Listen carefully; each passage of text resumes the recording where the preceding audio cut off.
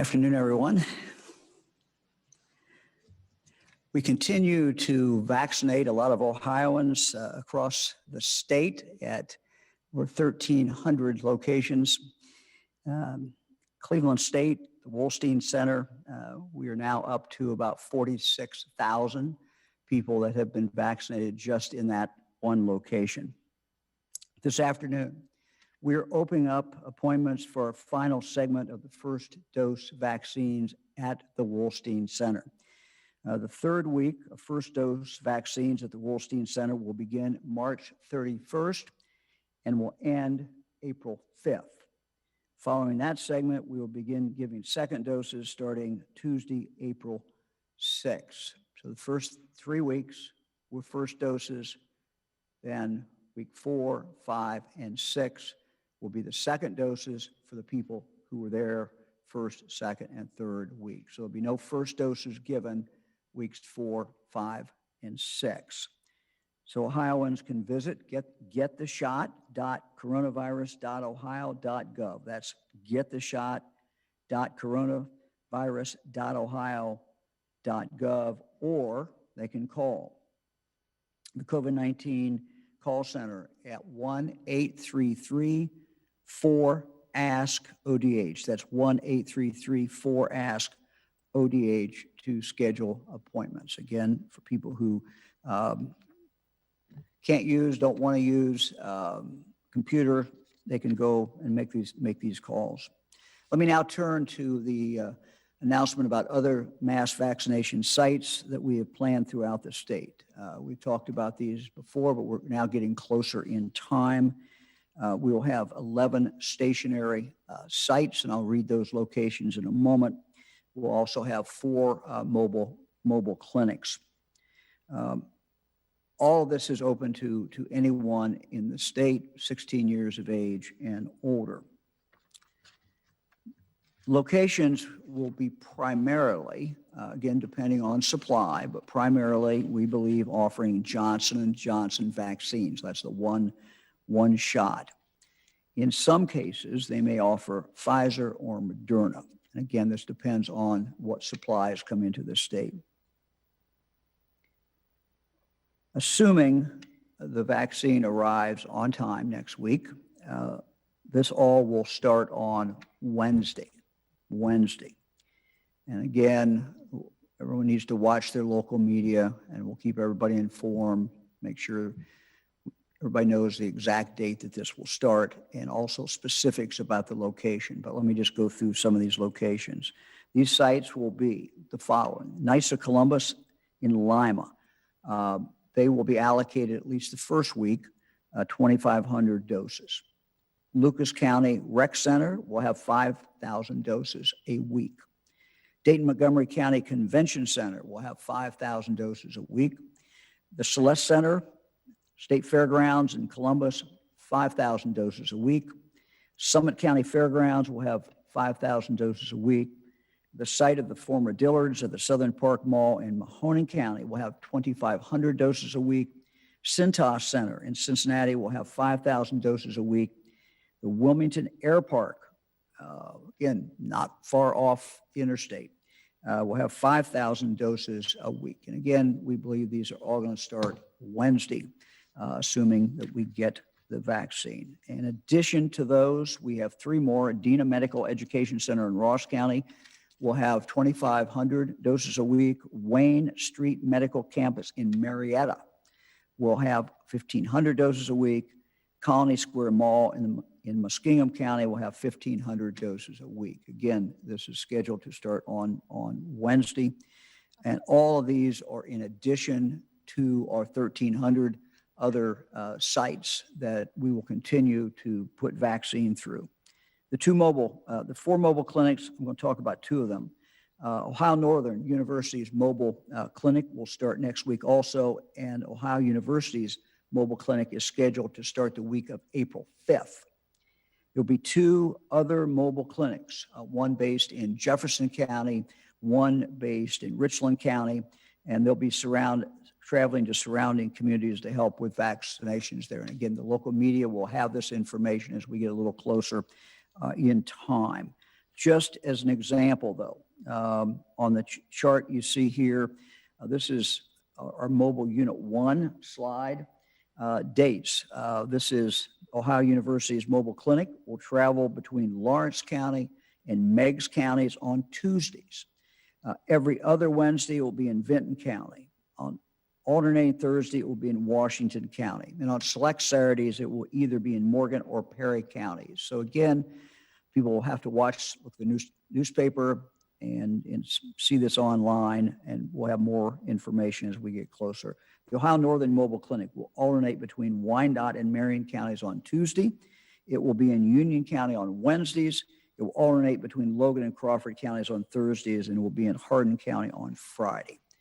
Appointments for most of these vaccination clinics will be open by Saturday, this Saturday, in our state central scheduling tool. Check gettheshot.coronavirus.ohio.gov for appointments. Details about the mass vaccination clinics, including times and locations, can be found on our coronavirus website at coronavirus.ohio.gov. Please check there for additional information. In total, this coming week, we will have flowing into the state and available. They usually arrive on Monday, Tuesday, and Wednesday, sometimes into Thursday. 571,460 doses of these 3 vaccines.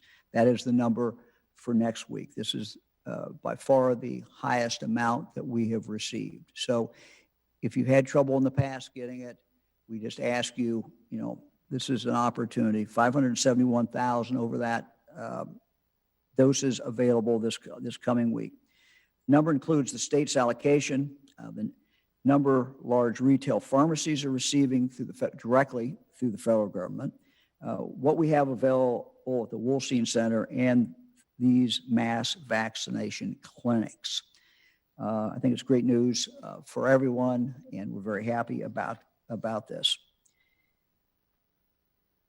Earlier this week, I announced that the COVID vaccine providers who were having difficulty filling appointments for this week with currently eligible groups could schedule Ohioans 16 years of age and older for these appointments. So we said earlier in the week, look, if you can't fill your slots for this week, we don't want that vaccine sitting. We want it out as quickly as possible.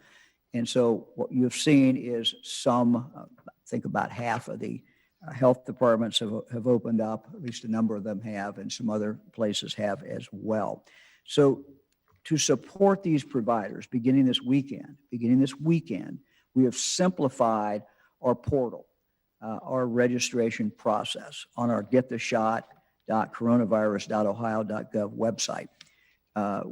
We have simplified it to reflect the fact that those 16 years of age and older are now eligible. Most appointments for this weekend, many of them are filled, but we want to make sure every dose is distributed. Ohioans seeking vaccine appointments for this weekend or future dates are encouraged again to visit gettheshot.coronavirus.ohio.gov. Since the beginning of the pandemic, we have focused a lot on encouraging equity in the COVID-19 response. We are now, of course, into the vaccination phase, and we're doing the same thing. We're seeing good success, but we will continue to work as hard as we can, and I know local communities are doing the same thing to make sure every Ohioan, no matter where they live, no matter what their circumstance, has access to the vaccine.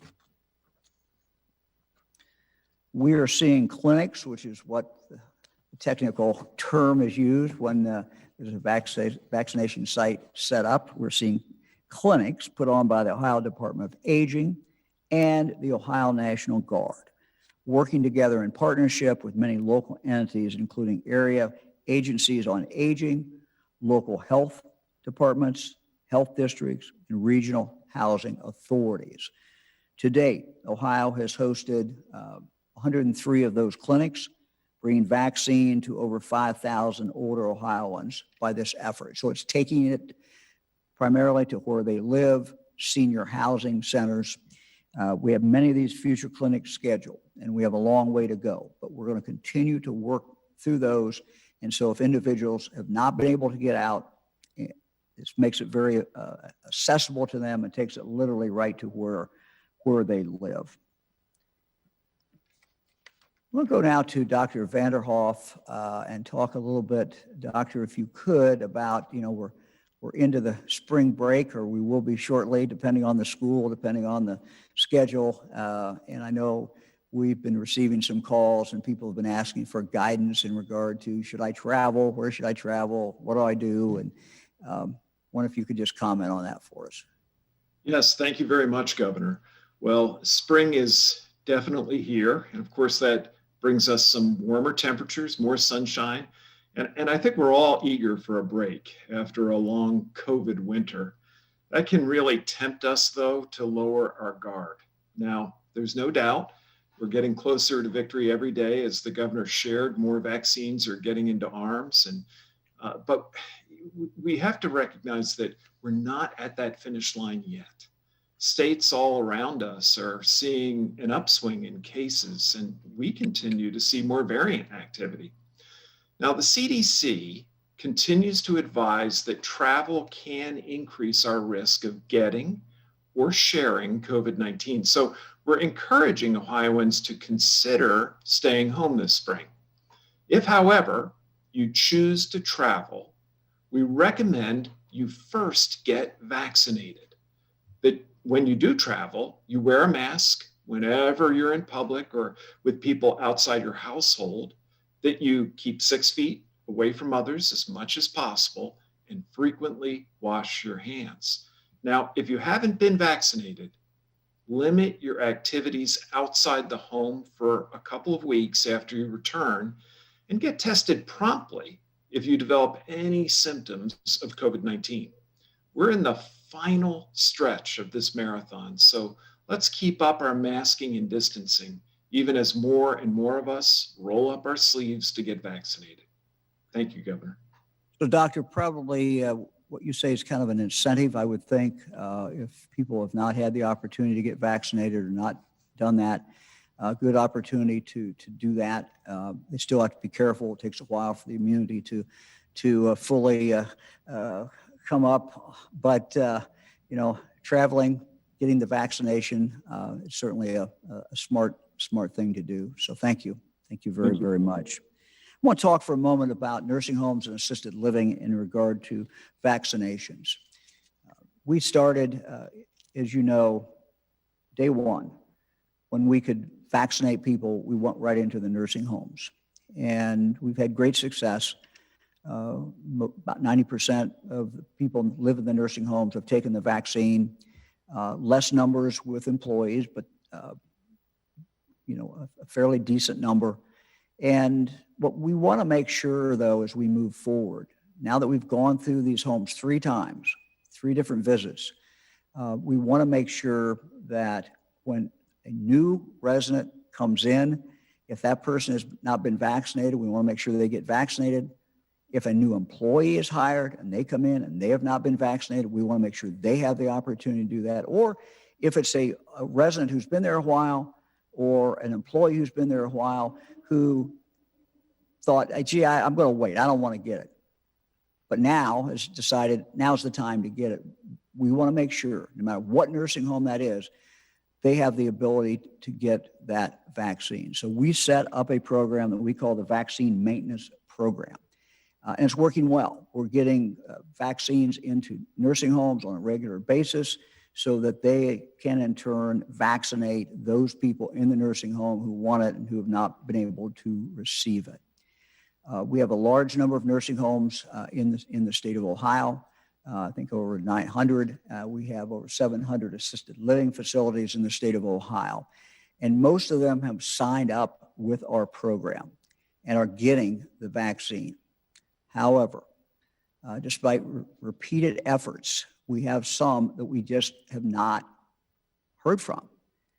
And if you have someone living in one of those nursing homes or assisted living, it's just important that everybody who's there has the opportunity to get the vaccine. So we're today, after this press conference, going to put up on our webpage the assisted living and the nursing homes that have not gotten the vaccine, or at least have not told us they have the vaccine. They've not signed up for our program. Repeatedly, we've asked them to sign up and they've not done so. So we will be listing the names of 56 nursing homes and 158 assisted living facilities. Now, I suppose it's possible they may have made their own arrangements to get the vaccine, but we don't know that. And what our fear is that people in the nursing home are not being protected as well as they could be protected because the vaccination is not continuing. Nursing homes have people in and out as far as new residents. They have new employees. We must make sure that these people have the opportunity to get vaccinated. So again, I would urge those nursing homes and those assisted living who we've not heard from to give us the information, sign up. We'll get you the vaccines and you'll be better able to protect the people who live, the residents in your nursing home or your assisted living. Eric, let's go to the data today. Okay, we will start our standard slide. As you can see, we are really at a point now where our cases have plateaued. The plateau continues. There's some indication it might be going up, but I don't think Dr. Vanderhoff told me today he's not ready to label it that way yet. And we hope that's not what happens. So a plateau, and that's where we are. So coming down, we were coming down for a number of weeks. Very happy about that. That has stopped. We're now here. Eric, let's take a look at the next slide. So these are all the different counties that we have, and what you'll see is, and I'll talk about in a moment. Some of these have changed. Some have gone up. Some have gone down. So again, what you see there represents really a plateau. Eric? Again, these are the highest ones. Clark County. Clark County leads off again, followed by Monroe County. So two counties very dissimilar, different parts of the state, but there are our top two incidents. Again, the incidence is about 2.5 times what the CDC calls a high incidence level. Eric, let's take a look at the next one. We've been watching these numbers, and now our number is pretty much flattened out. If you remember, we set a goal.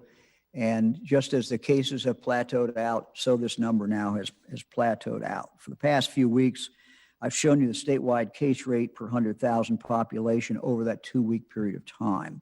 3 weeks ago, we were just under 180. Last week, we were at 143.8. Today, we're at 146.9, so it's slightly up. Slightly higher than last week. Cases have consistently fallen statewide since our peak in December, but that decline has stopped, and we have now really flattened that out. A statewide case rate of 146.9 is still very high. It's certainly a lot lower than it was in December when we were hitting our peak.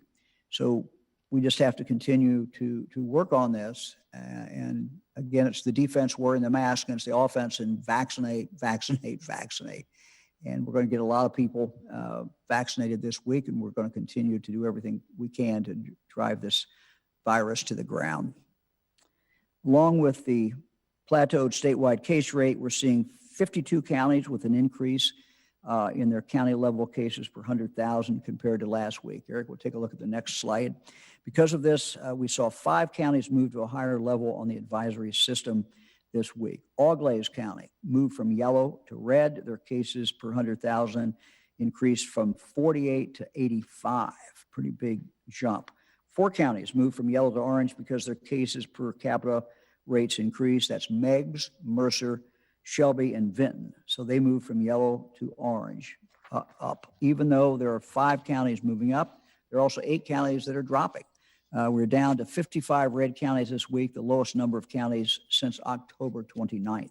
6 counties moved from red to orange because they dropped below the 100 cases per 100,000 threshold. These new ones who have dropped down, Brown, Columbiana, Coshocton, Fulton, Lawrence, and Logan. Holmes and Van Wert counties dropped from orange to yellow because their cases per 100,000 fell below 50. As the decrease in cases slows, we may see some back and forth movement of counties in the advisory system. Let's look at the hospitalizations. We have seen the last 2 days an uptick, and again, this is a number of people who have COVID, admitted for COVID in the hospital, and those numbers have gone up. It's usually a lagging indicator. We're not deeply concerned about this yet, but as we watch the cases, as the cases go, then a few weeks later, we generally see it reflected here one way or the other. Eric, we'll go to the next one. Anything else? So this is just out in the last half an hour. These are the number of vaccinations, first doses, as you will see. Great day yesterday with 80,000. 80,000 was showing, so very happy about that. And you can see, if you look at the age, you see now that some of our older age groups, for example, 80, we have now gone over 70% of the people in the state of Ohio who are 80 years of age or older who have gotten the vaccine. And we hope those numbers will continue to creep up, move up, but we're happy to have them at 70. We'll see several of the other ones are either close to 70, either close to 70 or almost there. Thanks, Eric.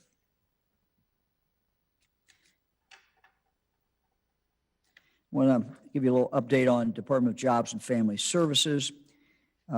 We have several announcements that we are making today to ensure Ohioans in need to get access to unemployment funds as quickly as possible. Ohio has signed an agreement with Google to conduct data analytics on all outstanding claims. This is one of the first things that the private sector group told me when they came in, is drilling down on this data and doing it in a very, very sophisticated way. By leveraging a large universe of data points, Google can quickly review claims for markers and patterns of fraud.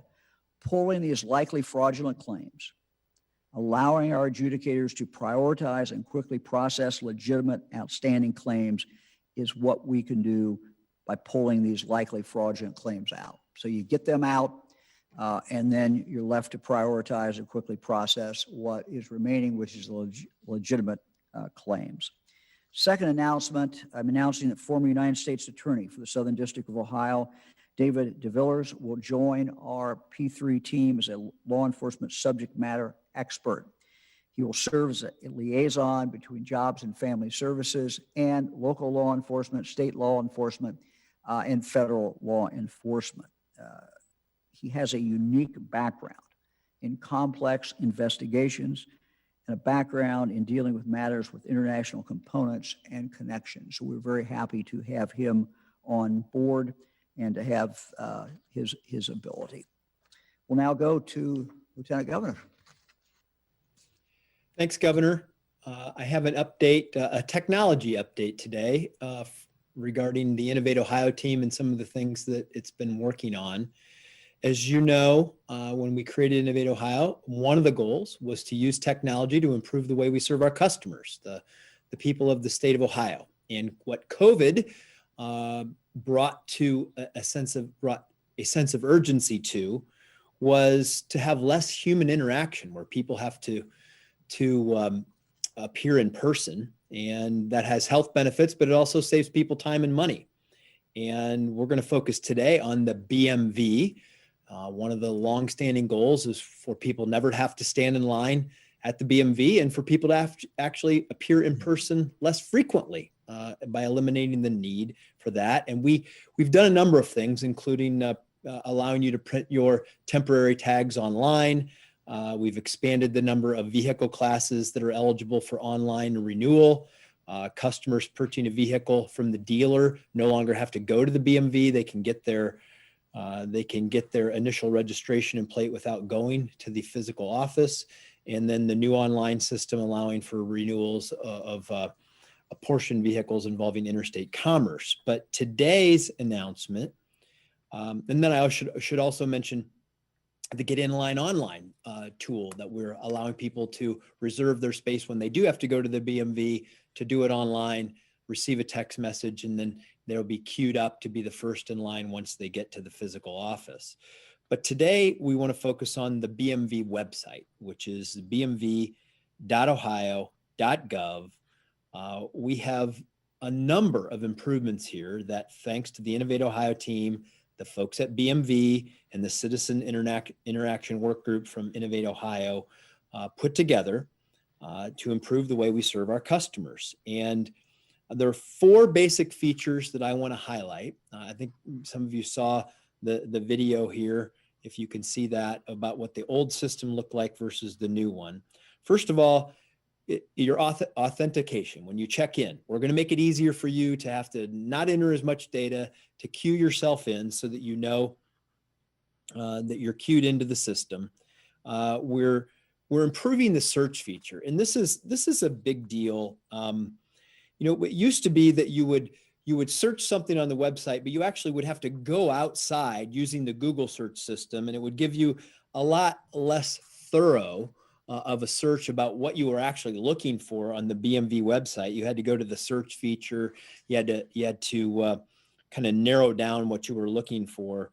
Now we're using new artificial intelligence on the site itself to allow you to search that and get to where you want to go immediately. So you don't have to fiddle around with it and use the outside search mode to do that. Additionally, you could have your own personalized BMV profile now. I think this is a really great feature.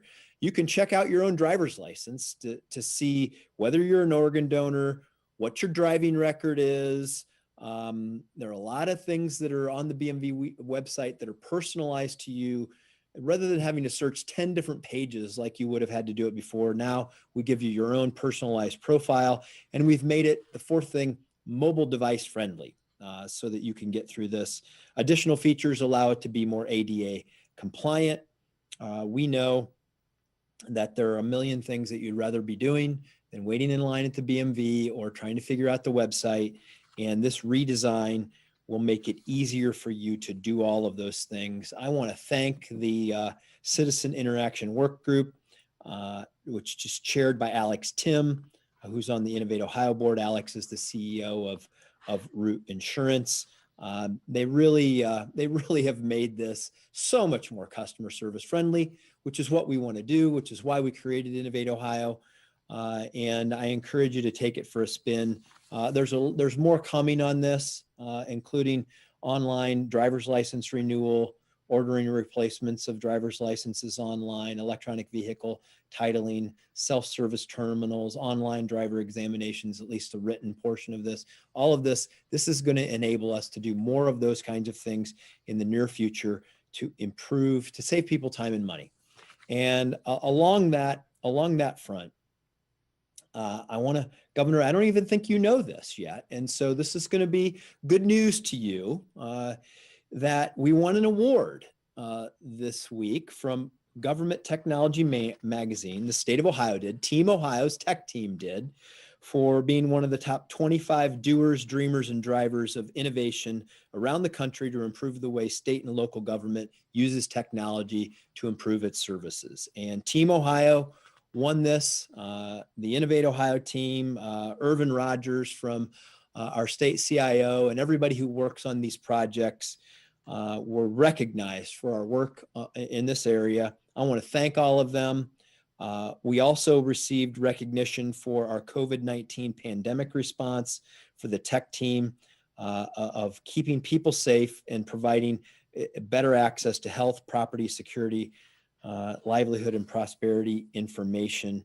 I want to thank them for that, acknowledge our state technology staff who work so hard on this.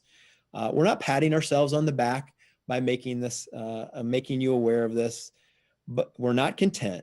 But I want to make sure that people know that we're taking this seriously as a state.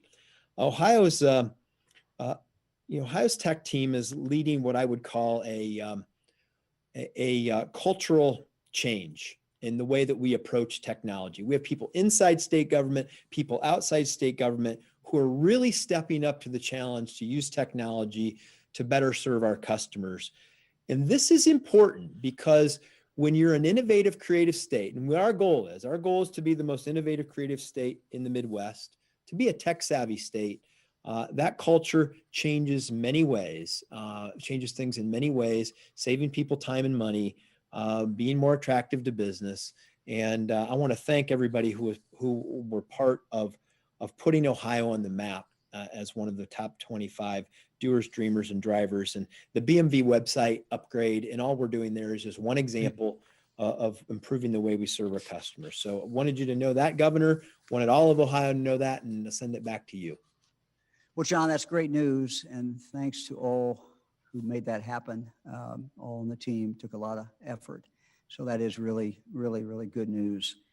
Before we go to questions, I want to take a moment to acknowledge a member of the news media who has covered, I think, virtually every one of these coronavirus press conferences for the last year. And today, I'm told, will be the last briefing for Randy Ludlow of the Columbus Dispatch. Randy started his career in journalism at a young age, I'm told 15, spent 5 decades in journalism, started as a copy boy at age 15. Randy is certainly well-known, noted, respected for his relentless pursuit of the truth, relentless pursuit of public records, for his storytelling, coverage of state and national politics. And so, Randy, we wish you all the best in the future as you spend time with your family. We thank you for a very, very significant and meaningful career. And because it's your day today, you get to ask the first question. And I just know that your normal probing, sharp questioning will not be any different in the last question. So you're up. Well, thank you, Governor, for that undeserved praise, and it should immediately be suspect coming from a politician. But that aside, I thank you. It's been the privilege of a lifetime to ferret out fact and dig for truth for our readers, and I leave with some bittersweet feelings, but hope to keep my hand in it on some level.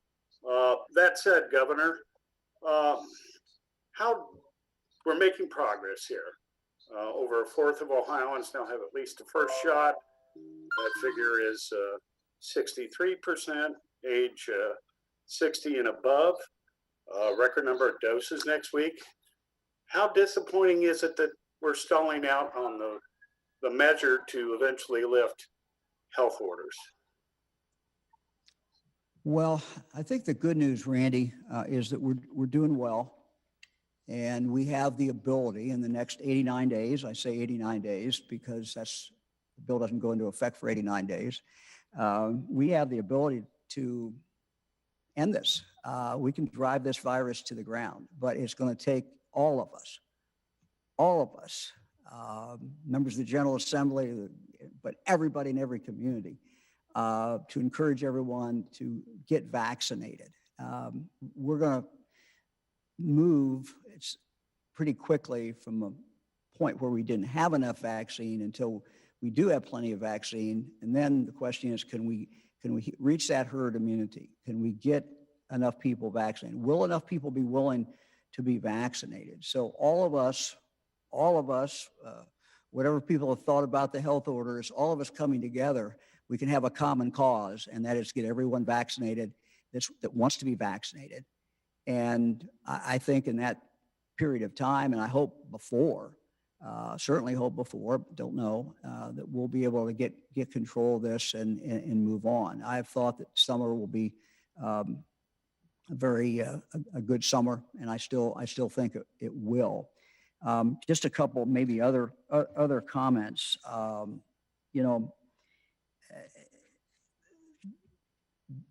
The bill that you referenced, really because of that, is about the future. And my passion in describing to members of the public in the General Assembly the problems with this bill did not come from what it will do with me or in all likelihood what it's even going to do with this pandemic.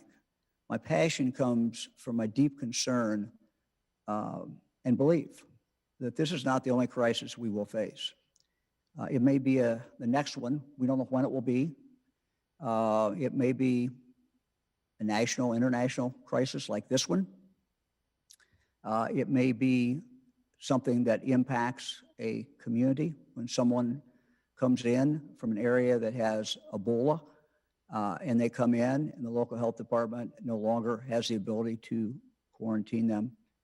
Or it may be something as simple but as dangerous as bad lettuce, where a general order cannot be issued for anybody who may have bought that to take certain action. Restaurants, maybe it's unknown exactly all the restaurants that got it. A general order will no longer be able to be allowed, and the local health department will not have that. So that's what where my passion came from.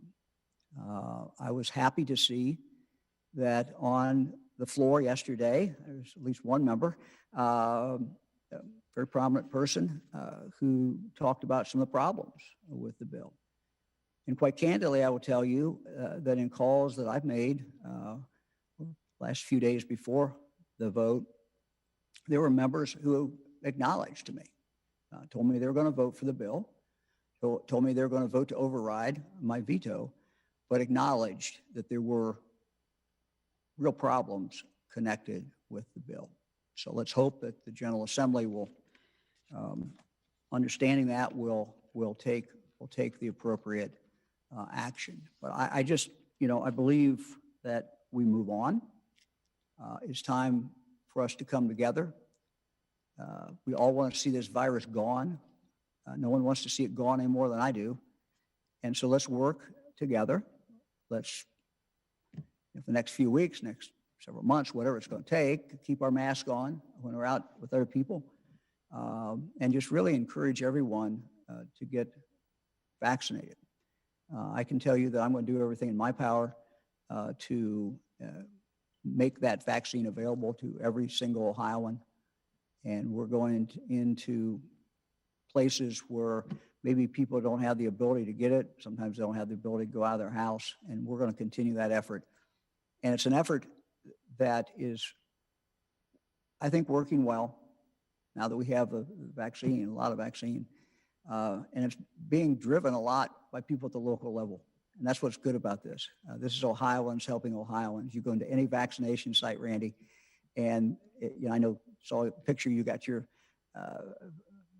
vaccination, but you go into those places and everybody's happy, and you see volunteers, you see Ohioans pitching in. That's what we got to do. Let's drive this thing to the ground and let's move on. Governor, next question is from John London at WLWT in Cincinnati. Hey, John. Governor, I'm not sure what I was doing at 15, but I assure you I wasn't starting a career, so I join you in commending Randy and wish him well. The data you alluded to shows we are not much closer to that magic number that we were a week or two ago. And I wonder if there is any correlation to the variants. What's the latest variant number? And what's your level of concern? And aside from masks and social distancing, is there any other step that you can recommend to get that needle moving swiftly in the right direction? Yeah, I'm going to go in a moment to Dr. Vanderhoff, who can give you the medical side of this, epidemiology in regard to that. But look, I think we're in this race, John, and it's literally a race between how fast we can get people vaccinated and how fast people are willing to take the vaccine versus the variant. And, we now have, it looks like enough firepower just to keep going and going. And, we've already taken basically a fourth of the people out of the game in the sense of not being able to spread it much and not being able to go from person to person. Dr. Vanderhoff, if you want to comment about the variant and exactly where that might be in Ohio and how that's playing out in these numbers. Yes, certainly. Thank you very much, Governor. First of all, there are really two phenomena at play here. One is the fact that this virus has consistently shown an ebb and flow that has it rising every 90 to 100 days. Well, we're at about 90 to 100 days from the last time it did that. And as we've been expecting, Ohio is seeing more and more of 3 in particular of the 5 variants of concern. The so-called UK variant, which is B117, that's what we're seeing the most of. And then we're seeing some of the so-called California variants, B1427 and 429, which are very, very closely related. Now, as we look at that, it's the distribution is really across the state, and that has been from the first time that we saw these and continues to be the case now. And we've been talking for really weeks about our expectation that as we move into March and April, that we've been expecting a growing presence of these more contagious variants, especially B117, which, as we expected, is leading the way. Now, as the number of these variants grow, they really underscore just how important it is for all of us to get vaccinated, and in the meantime, to be masking, maintaining physical distancing, and hand washing, because those remain our best protection. Putting that all together, I'm actually encouraged that in terms of what we're seeing overall in Ohio, and I think that just as the governor has suggested, we're in a race. We're in a race to get enough people vaccinated that we stay ahead of these more contagious variants. And I'm encouraged by the pace at which, in fact, that is happening here in the state. But we've got to keep doing it. And in the meantime, as I commented on before when I was talking about spring break, masking and distancing remain important components of our response. Thank you, Doctor. Next question is from Jesse Ballmert at the Cincinnati Enquirer. Hello, Governor. Jesse? My question is Ohio properly distributing the vaccine doses if we have excess appointments in places like Urbana and Xenia, whereas people in Cincinnati and Columbus might be struggling to get an appointment? And how will the state redistribute those doses as we continue? Jesse, I think we are, we started with the idea, the basic principle, that we wanted every Ohioan, whether they lived in Vinton County, one of our smallest county, Meigs County, or whether they lived in Cuyahoga County or Franklin County or Hamilton County, that they would have access within their community to these doses. And so we have a formula. It's a formula of basically 80% based upon population. And when we say population, I put an asterisk by that only because to explain it, it means when we started at 80, it was people over, you took the population in each county of people over 80 and did that. So it's distributed basically per capita, 80% of that. And then there's a 20% component that has to do with poverty and a few other things. So that's how we've been distributing it. Now, as you can see from our webpage, we put up what percentage of the people in each county have received it. And you can see a great disparity. Holmes County is the lowest. And, there's many cultural reasons there, and we can go through each county and kind of look and see why that is. But each county is getting an equal share coming in. Now, what we've seen happen and what we've allowed to happen and told them it was great, we've seen a chain drugstore, for example, that was not getting as much uptake in Southeast Ohio in their stores, and they've been able to switch to other stores in other parts of the state. We've had situations where a health department is not using it, and they switch to another health department and give that to another health department. Now the way we've tried to fill the holes so far has been by expanding pretty rapidly the people who are eligible. And that has pretty much filled these holes. So we've not had too many situations where doses are just sitting there for very long. So we've created that tension. Now, though, beginning Monday, we will have done that. And, going forward, we will make strategic decisions when we would expect there to be, without the pressure of continuing opening up to new people. Once you're done opening up to new people, then what we will need to do is we will be more aggressive in moving vaccine around. So we're going to make vaccine available to who wants it. Where there's more demand, we will move more vaccine into that area. The mass vaccination sites, we've seen a pretty big demand, as you know, in Northeast Ohio, in more urban areas. Some rural areas, we've seen a significant demand. But if you look at the location of, for example, Cleveland State, that's 210,000 people will get that in that area. And that is over and above what the normal allocation would be for Cuyahoga County. If you look at some of the other mass vaccination sites where we're putting them out, again, that is over and above what the allocation would be for a particular county, because we mean for these mass vaccination sites to be sites where people from the region will be able to draw. So we watch this every day. I have someone on our team who's watching the throughput in regard to our retail pharmacies. I have someone who's doing the same thing with our hospitals, someone who's doing the same thing with our federally qualified clinics, someone's doing the same thing with our health departments. So we watch this literally every day, and you will see us, be more aggressive in moving things around now that we no longer have the pressure of new people coming in virtually every week. Next question is from Karen Kassler at Ohio Public Radio and Television. Hi, Governor, and I want to congratulate Randy Ludlow as well. It sounds like you won't be filing a legal challenge over Senate Bill 22. Is that correct? And since that'll be a short answer, maybe you can share some of what you talked with President Biden about when you met him when he was in Columbus on Tuesday. Yeah, I don't know. My opinion about the constitutionality of the bill has not changed. Whether we file something, somebody else does at some point, I don't know at this point.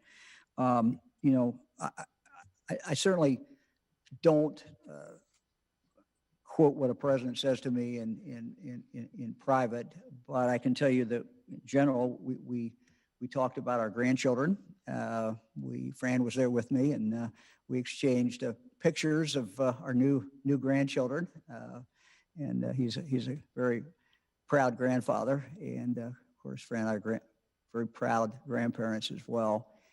Talked about what you would expect. We talked about the coronavirus, talked about how things were going, talked about a few other policy issues. So, yeah, it was a very good conversation. I appreciated the time with him. Next question is from Christian Hauser at WKRC in Cincinnati. Hi, sir. Thank you very much for taking the time to answer our questions today. Mine deals with the American Recovery Plan and Ohio townships. In February, those townships were listed in the distribution amounts, but once the bill passed and was on its way to President Biden's desk, Ohio townships, along with a few other states, had been removed. I just wonder, has the state discussed the townships and distributing these recovery funds to them if they are in fact left out of that distribution? Well, it would appear they're left out. Now, we don't know for sure until we see, I guess, guidance. But if you look at the law that was passed, it would appear that they were left out. And of course, townships play, at least in Ohio, a very, very significant role. So that certainly is a problem. You will also see, based on the formula, that we have some schools, Olentangy, for example, that are getting either nothing or virtually nothing. So, we are in the process now of looking at what we should be doing with our state portion of this. And, we're trying to look at the whole picture and see where help is needed, and trying to look at things to do where we can, invest in the future. So I'm well aware of that. It's was done at the federal level, but it does play out in Ohio. And as you know, we're very aware of that inequity in regard to the townships and also some of the schools. Next question is from Luis Gill at Ohio Latino TV.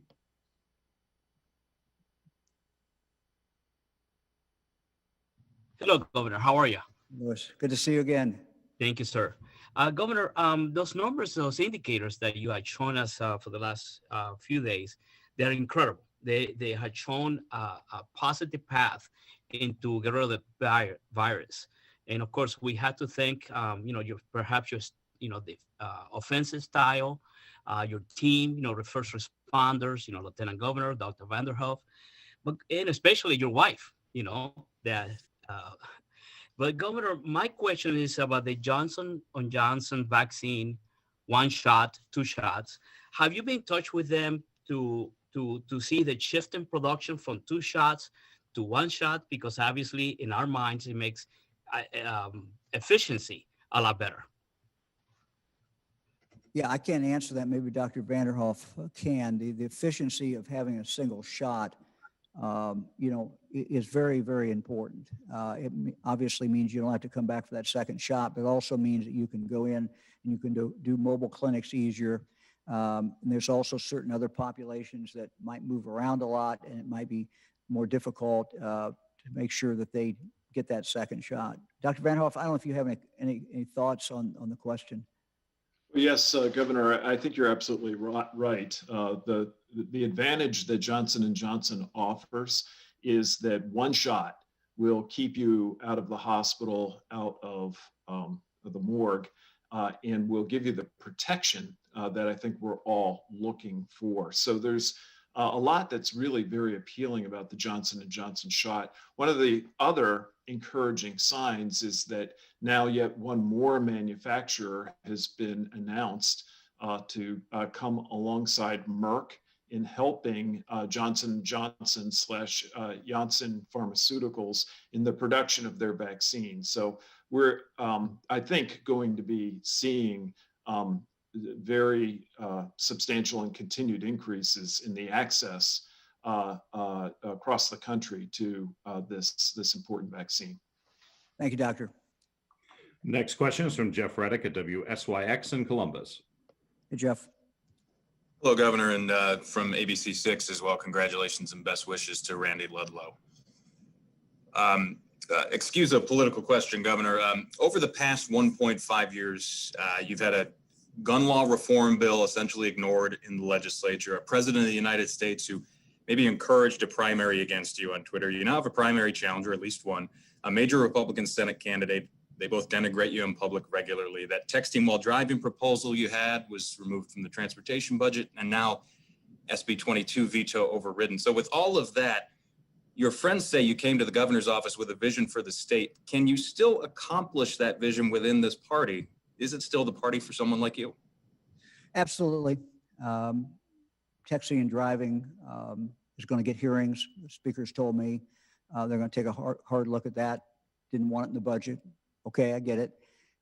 If you look at, we have 2 bills. I've talked to the speaker, talked to the Senate president about, talked to other members about. One is an amazing police reform bill that we had the FOP involved in writing it. We had civil rights folks involved in it, community people involved. That bill is a very solid bill. We're optimistic about its potential to be passed. We have another bill that really focuses on dealing with what is in the news a lot, and that is violent crime and how we get at violent crime. And we don't have time to go through all the details, but I'm very confident that both those bills can be passed in this General Assembly, and see no reason why they cannot be passed. If you look at the budget that was passed, our first budget, it was a budget that invested in the future. It was a budget that was passed by a Republican Senate and House, Democrats. It had very good support on both parties. The budget that we have in front of the General Assembly, we don't expect them to take everything that we put in there, verbatim, but I think our broad goals are just the same. How do we ensure every Ohioan can live up to their God-given potential? And so, with early childhood education, early childhood development, a focus on H2 Ohio, cleaning up Lake Erie, these are all things where there's a real consensus. So yeah, I'm optimistic. You get setbacks and you don't get everything you want, and that's the way life is. But I'm happy with where we are, and we got more work to do, and we're going to do it. Next question. Governor, can I add some? Just want to add to that. I've been doing this for a long time inside state government as a Speaker of the House, and now a member of the executive branch. And these things happen, but there's a long list of accomplishments of where we've worked well. The governor's worked well with the legislature. He mentioned some of them. The H2 Ohio, the infrastructure package, the unprecedented investment in wraparound services to help disadvantaged kids. Literally, as this press conference has been going on, I'm getting texts back and forth from the legislature about how we're going to move forward with our broadband initiative, how we're going to move forward with the $1 billion economic recovery package that the governor proposed. So the working relationship is strong. It has been strong, and it will be strong. Next question is from Kevin Landers at WBNS. Hello, Governor. You mentioned you're going to list the assisted living and nursing homes that have not, or that you know of, got the vaccine. What are loved ones supposed to do with that information? Are you encouraging people to call these nursing homes and assisted living centers to complain? How is the state going to assist these people with these loved ones at these specific locations? Thank you. Well, I'm a great believer in transparency, and I'm to the end of my rope with them, frankly. I don't know what else to do but to make this information public. I think people have a right to know if these facilities are not availing themselves of something that the state is providing that will save lives. I don't know what else to do. So, I'm worried about the people in these nursing homes. And in assisted living, we've taken the number of cases down. It's up a little bit this week, but if you look at it overall, the cases are way, way, way, way down from what they were. But we cannot be satisfied with that. We should not be satisfied until we just continue to drive these cases down so that we don't have more people in nursing homes who get the virus. So the only way you can do it, the only way we know you can do it is through vaccine. Vaccine is the way we protect our loved ones in our nursing homes, and it's where we protect our loved ones in our assisted living. Governor, next question is the last question for today, and it belongs to Molly Martinez of Spectrum News. Hey, Molly. Hi, Governor. We also want to share our congratulations with Randy Ludlow. Anybody who's met him knows what a character he is, and it has been an absolute treat working beside him at the State House, and he's going to be missed. My question is, we're reporting that 44 Ohioans are currently being monitored for Ebola, and you've used Ebola as a worst case scenario for the harm that SB 22 could evoke. Now that your veto has been overturned, how do you go forward if it does end up affecting your remaining tenure past the coronavirus? Well, the legislature said they're going to fix parts of this bill. We certainly hope that they do. And that's really all I can say. We can give you more information. Dr. Vanderhoff, you've got about 45 seconds, Dr. Vanderhoff, you want to give them a quick rundown of where we are with these cases.